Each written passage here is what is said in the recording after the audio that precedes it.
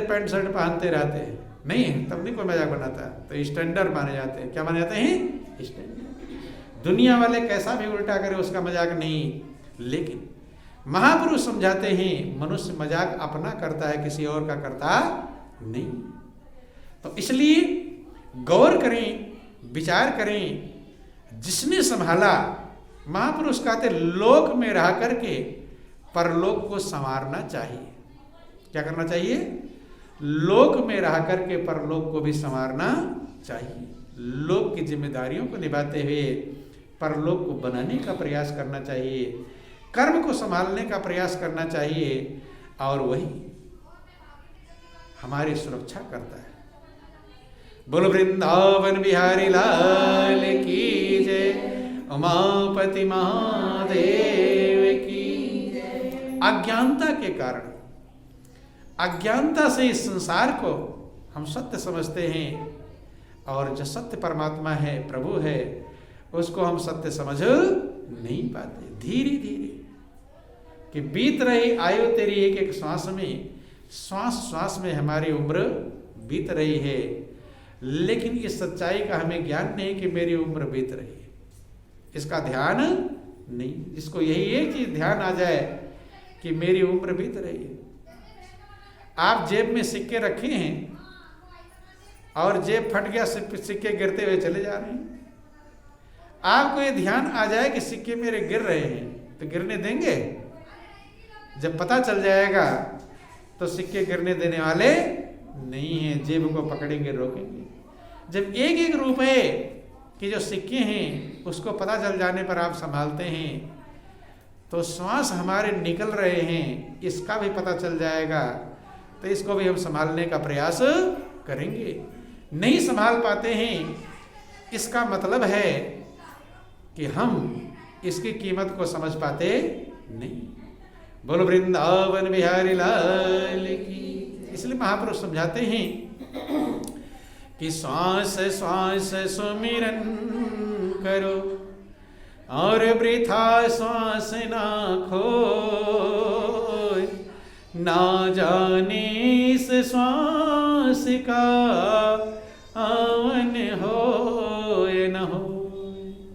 पल पल जो प्रभु दे रहे हैं वो बहुत बड़ी दात है, बहुत बड़ी कृपा है, बहुत बड़ी दया है। श्वास रुकने लगेगा तो सारे संसार के लोग मिलकर के आपके श्वास चला पाएंगे नहीं, सारे धन दौलत आपके श्वास को आगे नहीं बढ़ा पाएगा।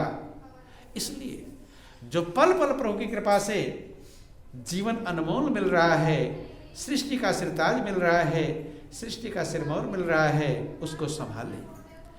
पल पल आनंद मग्न होना चाहिए। क्या होना चाहिए? हर पल ही उत्सव है, आनंद का भंडार है, खुशी का भंडार है, शांति का स्रोत है, लेकिन उस पल को हम संभालना सीखें। कीमत समझ जाएं। जिसने कीमत को समझा वो अपने एक पल को भी बर्बाद नहीं किया। वही जिक्र आता है संत कबीर का कि वे जुलाहे का काम करते थे, कपड़ा बुनते थे और प्रभु का भजन भी करते थे। तो दिखावटी पूजा पाठ ना करने के कारण लोग उन्हें कोई भक्त समझता नहीं था। अंदर में भक्ति किया करते थे। क्योंकि भक्ति दो प्रकार की है, एक बाहर की दिखावटी भक्ति है, एक अंतर की वास्तविक भक्ति। तो अपने कार्य को करते हुए और मन प्रभु में लगाते रहते थे। तो धीरे धीरे कबीर का फैल गया कि कबीर ढोंग तो दिखाते हैं, ना उनको कभी पूजा करते देखा, ना पाठ करते देखा, ना माला फेरते देखा, ना और कोई काम करते हुए देखा। तो धीरे धीरे राजा के पास खबर पहुंची। उस समय राजा धर्मदास राजा थे। जब उनके पास खबर पहुंचा कि महाराज कबीर तो भक्त अपने आप को बनते हैं, लेकिन कोई पूजा पाठ करते आज तक किसी ने देखा नहीं। तो कई बार जब शिकायत, तो राजा ने सोचा सच्चाई का मुझे पता करना चाहिए। तो राजा धर्मदास गुप्तचर का वेश बनाते हैं और कबीर की सच्चाई का पता लगाने के लिए जाते हैं। तो कबीर दास का क्या काम था, लोग सूत काट कर लाते थे और अपने हथकरघे पर वो कपड़ा बनाकर लोगों को दिया करते थे।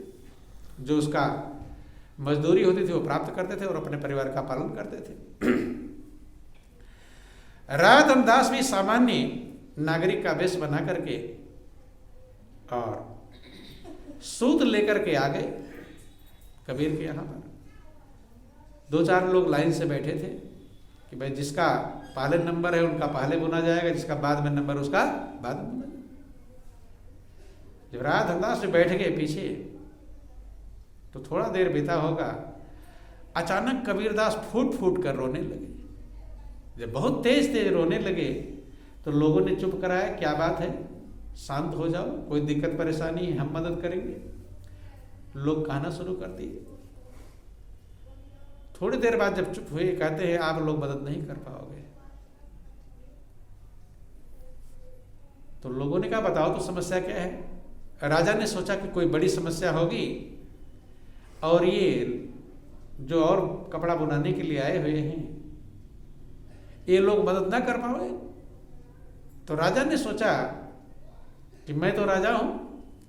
तो राजा अपने असली वेश में आता है, सच्चाई बताता है कि मैं राजा हूं और मैं गुप्तचर के वेश में आया था। तो आप अपनी समस्या बतलाइए, मैं आपकी मदद करूंगा। क्या परेशानी है, ये लोग नहीं मदद कर सकते, छोटे हैं, लेकिन मैं तो राजा हूं, मैं आपकी मदद कर सकता हूं। कबीर ने कहा कि राजा साहब आप भी मदद नहीं कर पाएंगे। कि बताओ तो, राजा अगर नहीं मदद करे फिर कौन मदद करेगा। राजा अगर मदद नहीं कर सकता है फिर कौन मदद करे। बोलो वृंदावन बिहारी लाल की जय। कबीरदास कहते हैं कि महाराज, राजा साहब, मेरा एक श्वास प्रभु के नाम के सुमिरण के बिना खाली चला गया। क्या हो गया कि प्रभु के नाम के बिना एक श्वास मेरा खाली चला गया। तो अब आपके पास क्या क्षमता है, सामर्थ्य है कि आप उस श्वास को वापस ला करके ले आओ। अब मैं सुमिरण कर लूं फिर श्वास जाए मेरा। राजा धर्मदास अचंभित हो गए कि चाहे हमारे पास सेना है, फौज है, सारी व्यवस्थाएं हैं, नौकर हैं, चाकर हैं, धन के भंडार हैं, सारी व्यवस्थाएं हैं, लेकिन ये काम असंभव है। जो श्वास चला गया और लौट कर आने वाला नहीं। सारी सेना लगा दो, कहां से लौट आएगा। राजा धर्मदास कहते कि धन्य है आप, जैसा आपका नाम सुना था वैसा ही आपका काम है। आंसू बह रहे हैं कबीर के कि एक श्वास खाली चला गया प्रभु की याद में। जिस मालिक जब हर श्वास हमें दे रहा है कृपा करके, तो हर श्वास में उसका धन्यवाद भी देना चाहिए।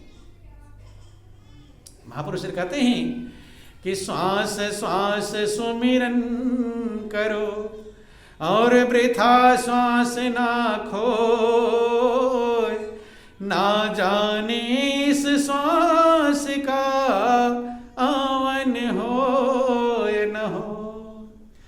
क्यों खोए नर तन वृथा जागन की कर चौंप, यह दम हीरा लाल है गिन गिन प्रभु को सौंप। जैसे एक हीरे लाल को हम संभाल कर रखते हैं, ऐसे एक एक श्वास हीरा लाल से भी ज्यादा कीमती हैं, क्योंकि हीरा लाल देने पर भी श्वास मिलने वाले नहीं। क्या भरोसा देह का बिनस जात क्षण माहे, श्वास श्वास सुमिरन करो और जतन कछो न। इस जीवन का क्या भरोसा है, अगले पल आए या ना आए कुछ ठिकाना, कि क्या भरोसा है इस जिंदगी का, साथ देती नहीं है किसी का। श्वास रुक जाएगी चलते चलते और समा बुझ जाएगी जलते चलते, दम निकल जाएगा आदमी का। हर पल यही सोचना चाहिए कि अगला पल पता नहीं आवे कि ना आवे, इसलिए इसी पल हम सुमिरन कर लें। कि दम का क्या भरोसा, आया आया और ना आया ना आया। तो पल पल जीवन को संभालते रहें। जब राजा धर्मदास ने ऐसा अवस्था देखा, ऐसी महानता देखी, विचार करते हैं कि ये गरीब मजदूर है, भगवान ने इसके ऊपर कम कृपा किया है, झोपड़ी है, अच्छी व्यवस्थाएं भी नहीं है, अर्थात प्रभु ने कम कृपा इसके ऊपर किया है, तो ये मालिक का एहसानमंद है, प्रभु का कृतज्ञ है, किए गए उपकार को मानता है। एक श्वास प्रभु की याद के बिना खाली चला गया तो रो रहा है, बिलख रहा है, तड़प रहा है, जैसे कोई बेटा बेटी मर गए हो, हैं, ऐसा रो रहा है। और मेरे ऊपर प्रभु ने कितनी